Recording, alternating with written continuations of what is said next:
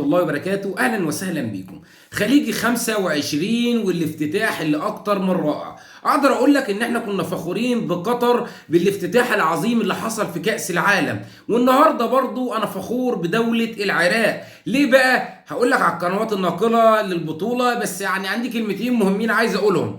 انا شفت افتتاح اكتر من رائع، افتتاح عالمي في مدينة البصرة في العراق لخليجي 25. تقدر تقول كده ان مش خليجي 25 اللي بتلعب، ده بطولة كأس العالم. الافتتاح اللي شفته الافتتاح العظيم، من الملعب وسعة الملعب اللي بيشيل 65,000 متفرج للافتتاح الاكتر من رائع. وحضارة العراق، الدولة العربية اللي بفتخر ان هي دولة عربية، بجد افتتاح عظيم. وبجد دولة العراق ابدعت في الافتتاح، واللي طبعا كانت اول مباراة ما بين العراق وعمان وانتهت بالتعادل.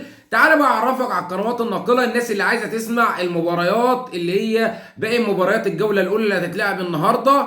وطبعا يعني في قنوات كتيره جدا موجوده على النايل سات، تقدر تتفرج عليها. موجوده عندك قناه الكاس الرياضيه، قناه السعوديه الرياضيه، قناه العراق الرياضيه، قناه الرياضيه عمان، جميع القنوات الخاصه، قناه ابو ظبي الرياضيه، جميع القنوات اللي هي تابعه للدول المشتركه في البطوله نقله المباريات. والمباريات البطوله احنا عارفين ان عدد فرقها قليل، والفرق الموجوده كلها خليجيه، فبناء عليه كل القنوات الرياضيه الخارجيه، السعوديه، الكويت، عمان، الشارقه، الكاس، كل القنوات دي ناقله لبطوله خليجي 25. لو عايزين تردداتهم اكتبوا لي في التعليقات، وانا انزل لكم ترددات القنوات HD، وهتتفرج بصوره ممتازه. لحد هنا وصلت لنهايه الحلقه، بتمنى نعمل لايك وشير، ولو مهتم بمجال الرياضه شرفني بالاشتراك في القناه، والسلام.